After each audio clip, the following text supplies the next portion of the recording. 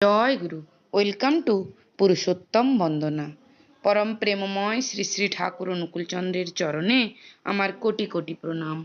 জগৎজননী শ্রী শ্রী বড়মার চরণে আমার কোটি কোটি প্রণাম। আজকে আমাদের বিষয়, ভগবান কখন তার ভক্তের সকল মনোবাঞ্ছা পূর্ণ করেন। একজন ভক্তের জীবনের প্রধান উদ্দেশ্য ভগবত প্রাপ্তি, আর একমাত্র শুদ্ধ ভক্তির দ্বারা এবং প্রগাঢ় বিশ্বাসের দ্বারাই তা সম্ভব হয়।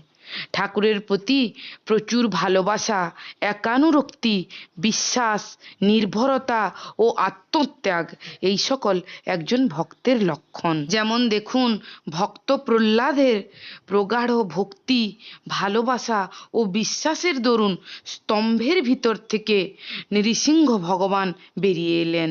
তাই তো নারায়ণ নারদকে বলছেন, আমি বৈকুণ্ঠে থাকি না, যোগীর হৃদয়েও থাকি না, আমার ভক্তরা যেখানে আমার গুণকীর্তন করে আমি সেখানেই থাকি। তাই যখন কোনো ভক্ত ব্যাকুল হয়ে ভগবানকে ডাকে, তার গুণকীর্তন করে, তার নাম করে, ভগবান তখন তার ডাকে সাড়া না দিয়ে থাকতে পারেন না। ভগবান তার ডাকে নিশ্চয়ই সাড়া দেন, তার মনোবাঞ্ছা নিশ্চয়ই পূরণ করেন। তবে সেই ভক্তের মনোবাঞ্ছাই বা কেমন হওয়া প্রয়োজন, সেই ভক্তের মনের ভাবই বা কেমন হওয়া প্রয়োজন। শ্রী শ্রী ঠাকুর বলছেন, ভগবান আমার সব করবেন, এটা ভক্তির অন্তরায়। ভক্তের মনের ভাব, আমার জন্য প্রভু যেন কষ্ট না পান, বরং আমি তার কষ্টের লাঘব করব, তার ভার বহন করব, তাকে স্বস্তি দেব, তার দায়িত্ব মাথা পেতে নেব, তার ইচ্ছা পূরণ করব। এই আগ্রহ উন্মাদনার ভিতর দিয়েই ভক্তের শক্তি বেড়ে ওঠে। সে অসম্ভবকে সম্ভব করে ফেলে, প্রতি মুহূর্তে গুরুর দয়া অনুভব করে, আর সহস্র মুখে তার গুণগান করে। তা না করে গুরুর কাছে যারা দেহি দেহি করে, স্বার্থ প্রত্যাশা পূরণের জন্য তার কাছে ঘোরে, তাদের শক্তি খর্ব হয়ে যায়, তারা শান্তি পায় না, অভাবও মেটে না তাদের। হনুমান রামচন্দ্রের স্বস্তির জন্য কি না করেছেন, এতে কিন্তু তার আত্মপ্রসাদ বই কষ্ট ছিল না, আর এমনি করেই সে বেড়ে উঠেছিল, কিন্তু তার অহংকার বিন্দুমাত্র ছিল না। একমাত্র গর্ব ছিল তার রামচন্দ্রকে নিয়ে, তাকে নিয়েই বুক ভরেছিল তার, চাওয়া পাওয়া বালাই ছিল না, একমাত্র চাওয়া ছিল তাঁর পরিপূরণ। তাই শান্তি, সন্তোষ ও শক্তি কোনোদিন তাকে ত্যাগ করেনি। নয়নাভিরাম রামচন্দ্রের একটুখানি হাসি মুখ, একটুখানি স্নেহের দৃষ্টি তার মনে যে কি আনন্দের ঢেউ তুলত, তা হনুমানই জানেন। ফল কথা, পরিপূরণী সম্বেগ নিয়ে তার জন্য করাটা আমাদের যত তীব্র হয়, তার ভালোবাসাটাও আমরা তত অনুভব করতে পারি। নচেত আমাদের জন্য তার লাখ ভালোবাসা, লাখ করা আমরা বোধ করতে পারি না, উপভোগও করতে পারি না। আবার আমরা যদি করিও, এবং সে করাটা যদি নিজেদের কেরামতি দেখাবার জন্য, তার ভালোবাসায় নয়, তাহলেও তাকে উপভোগ করা যায় না।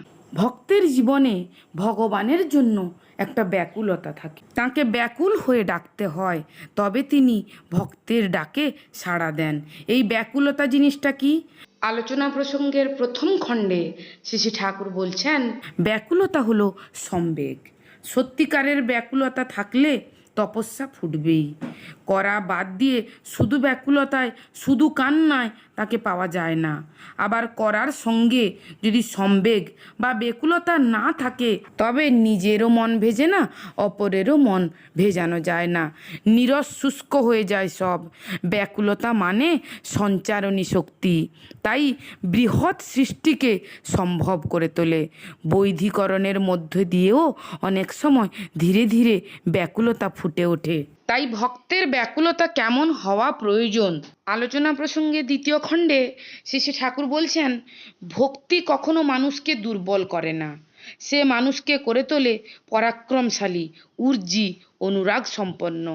ভক্ত কখনো ইষ্টের বোঝা হয় না, ভার হয় না, গলগ্রহ হয় না। সে হয় তার বল, ভরসা, সম্পদ, আশা, উদ্দীপনার মানিক। হনুমানকে দেখেন না, রামচন্দ্র একটু দমে যান, কিন্তু হনুমান দমবার নয়। তার যে মা জানকীকে উদ্ধার না করলেই নয়, সব দায়িত্ব মাথায় নিয়ে যেমন করে যা করলে মা জানকীর উদ্ধার হয় তিনি তাই করলেন। এতে তিনি পাপ পুণ্য, ইহকাল পরকাল, স্বর্গ মোক্ষ, ভগবান লাভ কিছুরই ধার ধারেননি। রামচন্দ্রকে সুখী করা, তার মুখে হাসি ফোটানো, তার ইচ্ছা পূরণ করা, এই ছাড়া অন্য কোনো চাহিদার বালাই ছিল না তাঁর। নিজেকে ভুলে গিয়ে ইষ্টের তৃপ্তির জন্য, তাঁর প্রীতির জন্য এমন বেপরোয়াভাবে কর্মমাতাল হয়ে ওঠাটাই ধর্ম। ওই পথে আত্মনিয়ন্ত্রণ, ভগবান লাভ, সুখ শান্তি আনন্দ, জয় যশ ঐশ্বর্য সাফল্য সার্থকতা সবই এসে সহজে ধরা দেয়, কিন্তু কোনোটার জন্যই মাথা ঘামাতে হয় না। তাই ঠাকুরকে খুশি করা ছাড়া ভক্তের অন্য কোনো মনোবাঞ্ছা হওয়া কিন্তু ঠিক নয়। ভক্তের মনের আশা বা মনোবাঞ্ছা এমন হওয়া প্রয়োজন, তোমার ইচ্ছাই মঙ্গল। কিসে আমার মঙ্গল হবে তা আমি জানি না, তোমার ইচ্ছাই আমার দ্বারা পূর্ণ হোক। আমি যদি তাঁর ওপরে আমার সব নিজের দায়িত্ব দিয়ে দিই এবং তাঁর চরণে আশ্রয়ে থাকি, তবে তাঁর ইচ্ছাটাকেই যদি আমি মঙ্গল বলে মনে করি, তবে আমার সকল আশা সকল মনোবাঞ্ছা নিশ্চয়ই পূর্ণ হবে। কেননা আমার জন্য কোনটা ভালো ঠাকুর তা জানেন। তাই ভালো মন্দ চাওয়া পাওয়ার হিসাব করার কোনো দরকার নেই।